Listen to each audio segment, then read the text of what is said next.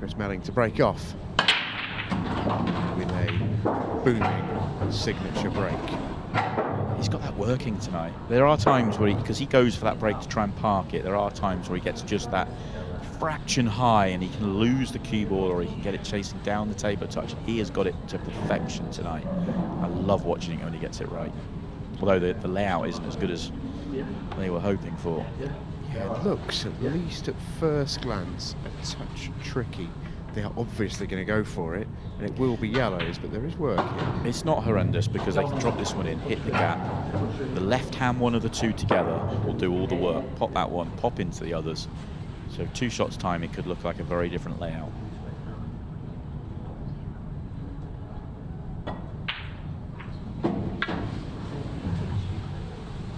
Left it a touch straight. Did he want to slide by that red rather than hitting it? I think he probably did.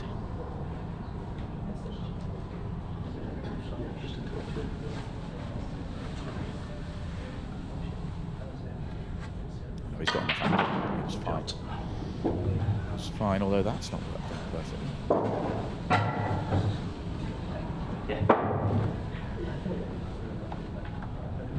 Here's the yellow furthest up the table, have a pocket. I think it does go to past the red. Just got to find that line to get onto it.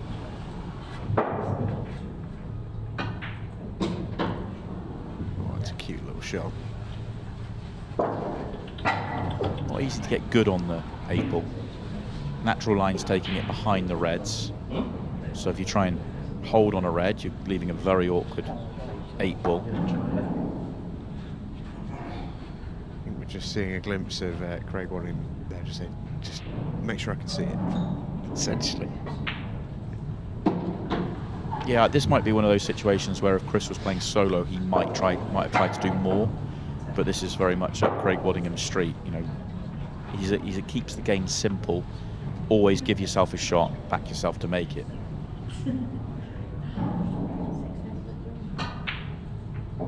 Oh, but those are like, well, blue moons.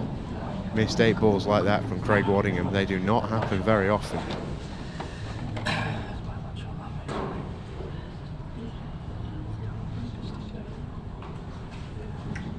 There is to be a shock tonight. Beauchamp and Megan Proctor winning the first frame would certainly whet his appetite. It looks like the buzzer is in the corner of Waddingham and Melling as well, which is also quite funny. Yeah. Making sure he's Chirping. visible. Chirping, yeah.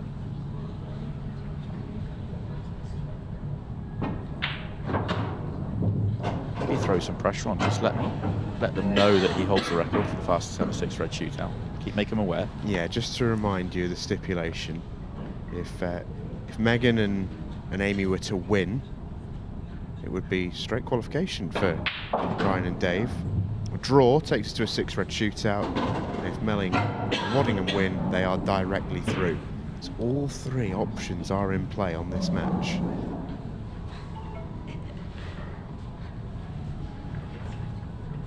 I want to get rid of that red. Amy's queuing over sooner rather than later. Not going to get good on it. That's the problem.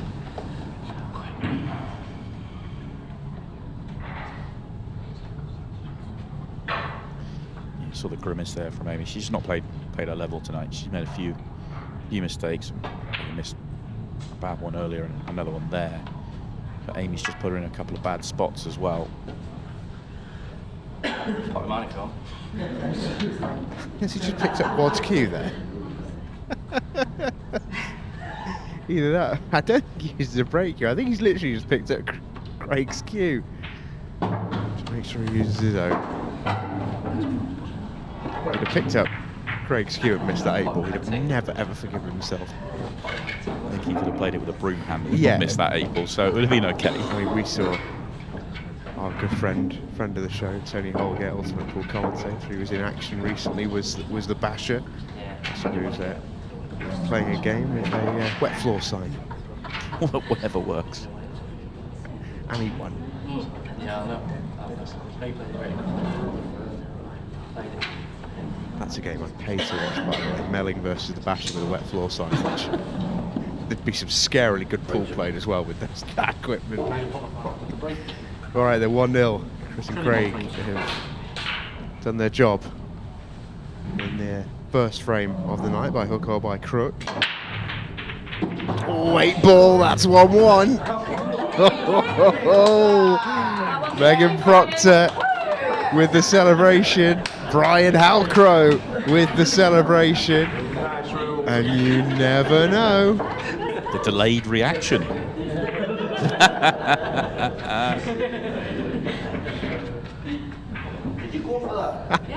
That one's for you. Point straight at buzzer. Love it. It's a happy boy right there. He's got even closer to Craig and Chris. How'd you feel about that one, boys? The devil on the shoulder.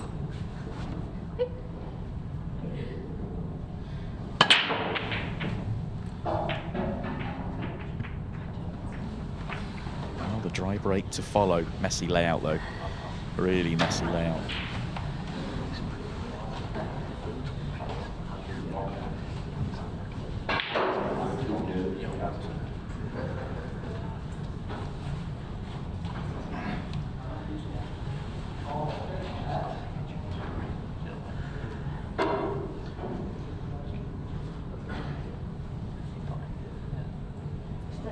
Such a bad cluster here. Might be able to go 2 cushions into it now. Yeah, that's what she was thinking. Oh, let's make things tricky. Very tricky. 8 ball right in the mix now.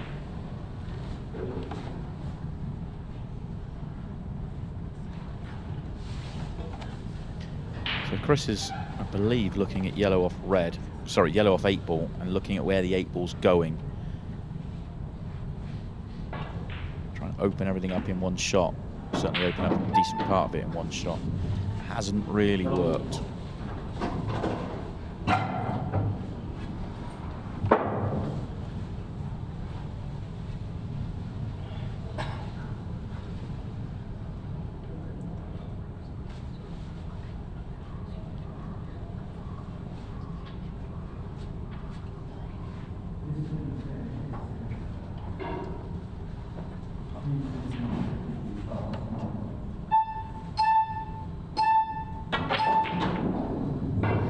Thought he might pull back there. He's decided to keep going.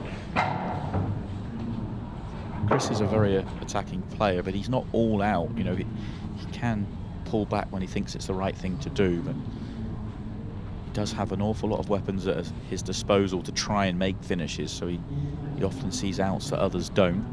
So he obviously has decided that the yellow by the 8 ball is a solvable problem. So that's why he's keeping going.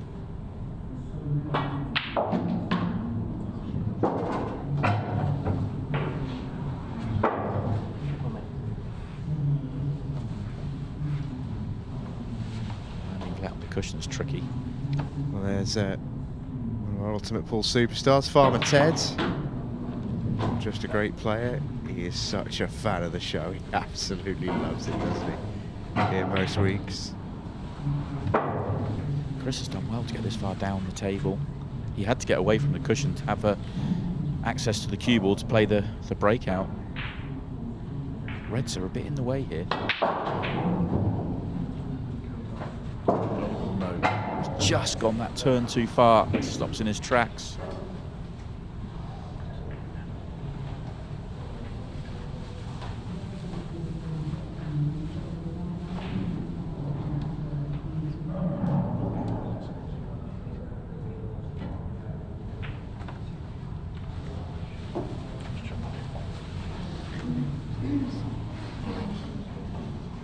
Touching ball helps Champs here.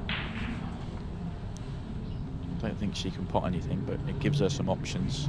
Could use the yellow potentially to get the cue ball safe. Could just put the cue ball off one cushion right behind that yellow and leave Chris nothing. Could just come underneath the red. She's got options here.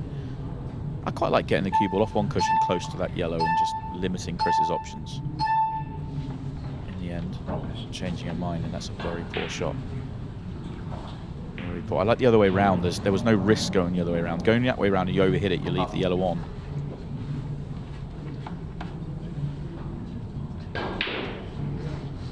Amy's touch has just been a little off tonight, and I know she's been playing an awful lot of American pool recently in preparation for a couple of big events. I do just wonder if Great shot. that has just affected that little bit of touch. Yeah, I think it probably has. So a couple of really big events for her coming up back to back over the next week and a half or so. So yeah, it's something that obviously Chris has done really well throughout his career. It's that ability to change. Yeah, it's not as easy as he makes it look, mind, as he puts his pairing 2-1 in front. What's interesting about this match, though, Stephen, is that Craig will be in Boston with Amy. They're going to be partnering each other in the mixed pairs. There we go. Yeah.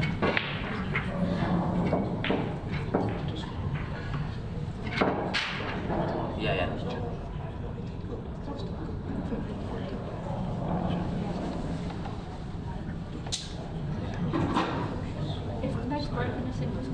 Yeah.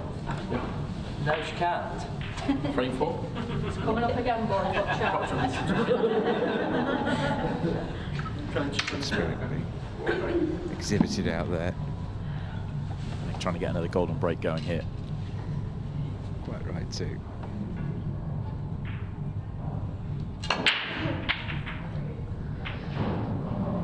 Oh, taking the ball, man. Not this time.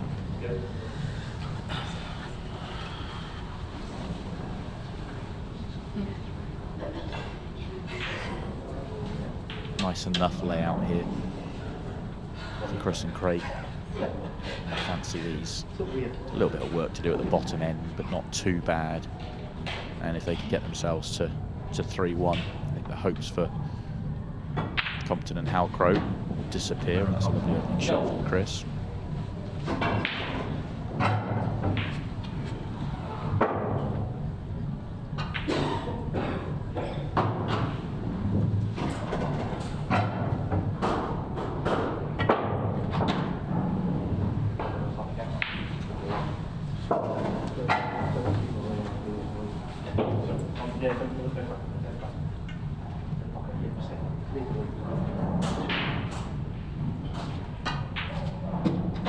Must be amazing, even for a player as experienced and as good and as seasoned as Craig Waddingham, just to get uninhibited access into the mind of Chris Melling for a night. Just the way that he sees his patterns and the speed that he sees his patterns. He works it out so quickly.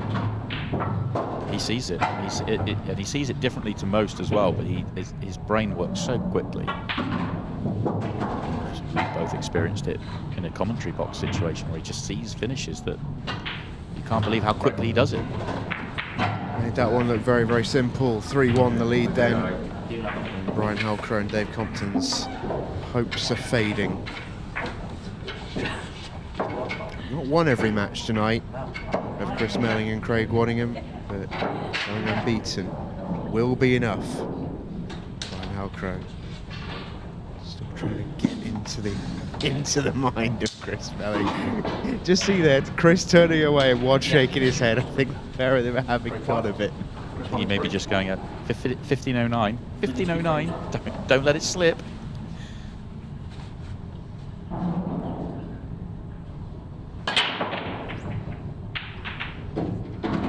Absolutely mullered that. So Chris Melling for the win.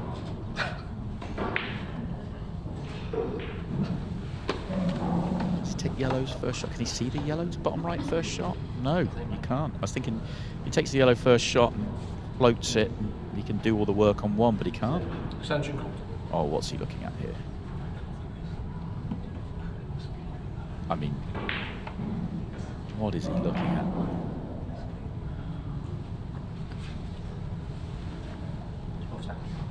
I mean, your guess is as good as mine here. Okay, so the red into the centre off the red for the cue ball off the red and pop the one in the centre wasn't too bad. He was trying to open up the bottom left-hand side. So not quite worked for him, but he's in with a better chance than it looked originally. 15-second shot As clock. soon as Melling starts looking at something like that, you just wonder what on earth is he about to do. In the end, that was a fairly sort of routine-ish shot. And he's opened it up well enough that this red goes. So it was a fabulous opening shot from Chris. Still going to be tricky though, getting back to the 8 ball. So I don't think he can get across. Even if he went across for the one on the cushion now, then you've got to get on the next one too. It's tricky, these last 3. That looks like he's just too straight. Is he straight enough to come back off 2 cushions? Yeah. Then you've got to leave an angle. To get back across the 8 ball's tough. Can he make the 8 ball bottom cushion off the yellow in to the bottom left corner pocket? Because he can't get across the table.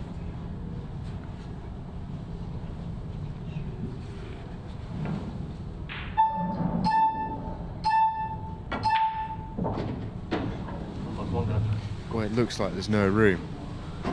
Chris Melling thinks otherwise. 8 seconds. She started speaking code to the table.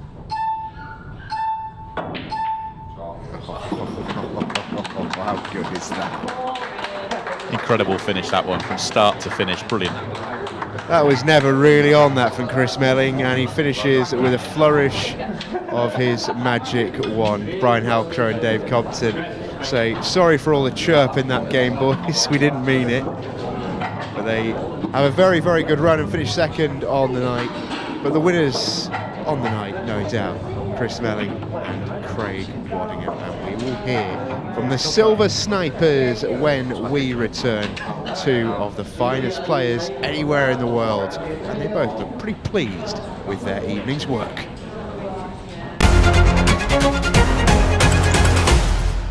Welcome back, everybody. Ultimate Pool Monday Night Pool is in the books for another week, and what a week it was with Craig Waddingham and Chris Melling safely through into the last 16 of the Pairs Cup. Boys, congratulations. A really decent performance in the end, Craig, and you boys were both so keen to impress upon us at the start of the night. This format is hard. I don't care what the bookies say. This is not going to be easy.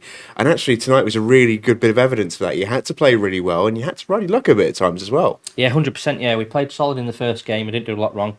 Just enough, I think, from Chris's break, but we'll have to work on that. But now, the second game, we felt like a win, to be honest, because we was up against it, and luckily enough, we got a draw, and I felt like a win in that second game from where it was. Yeah. But Yeah, and that just goes to show this night might not have even been in your hands come that final match.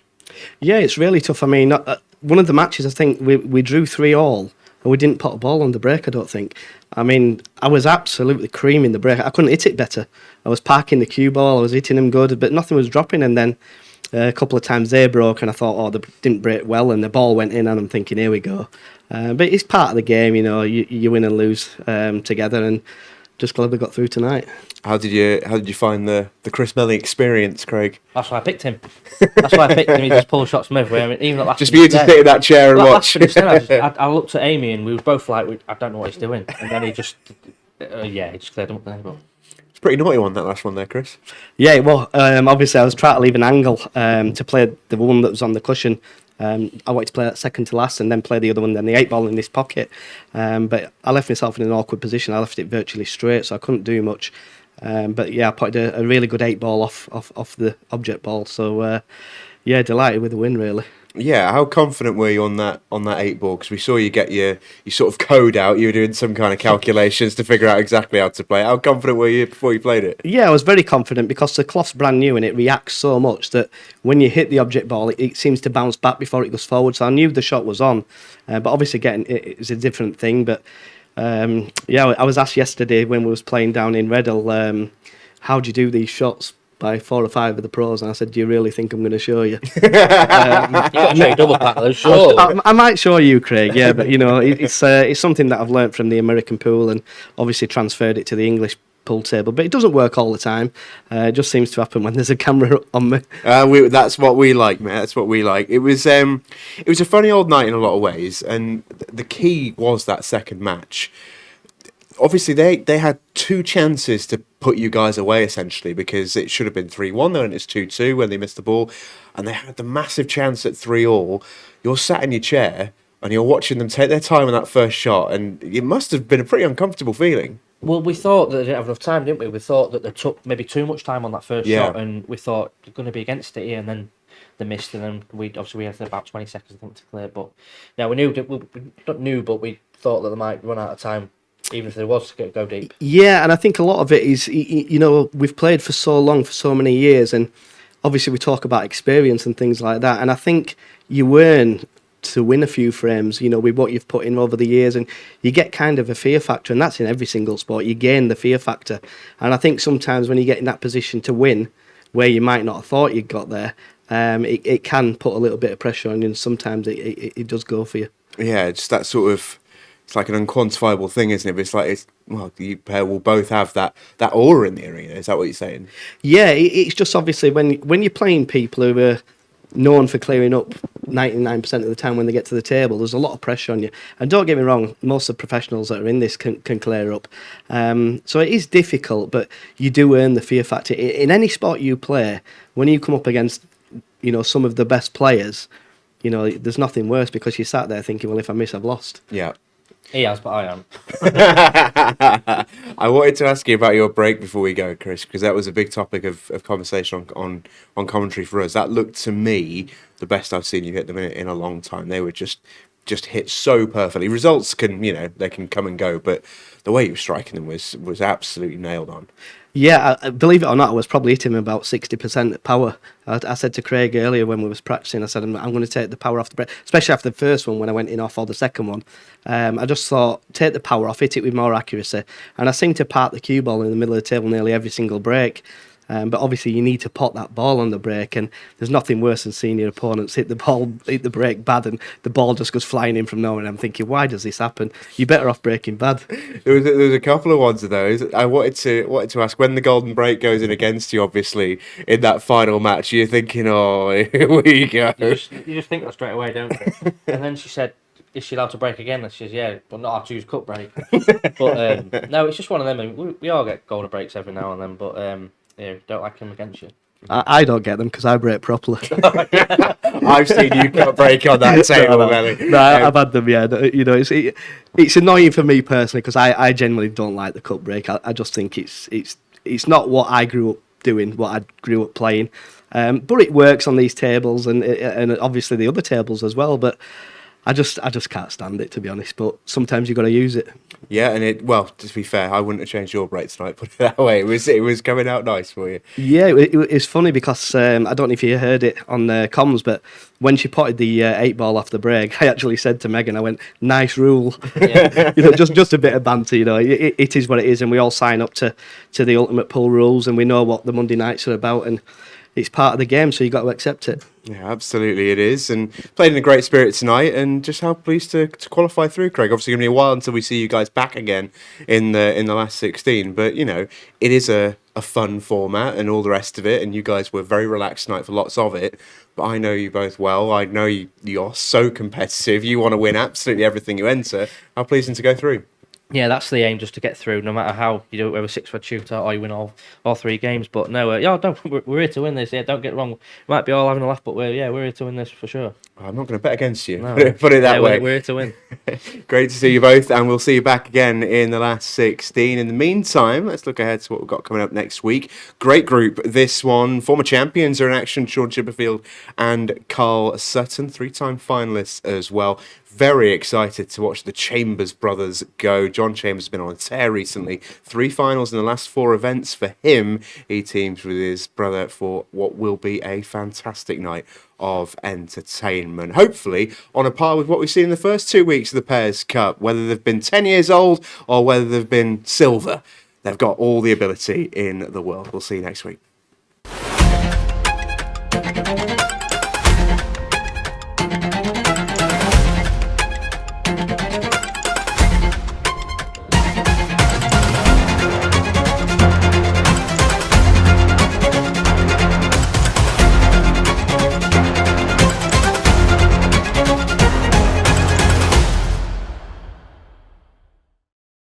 Monday Night Pool brought to you by ultimateloans.co.uk.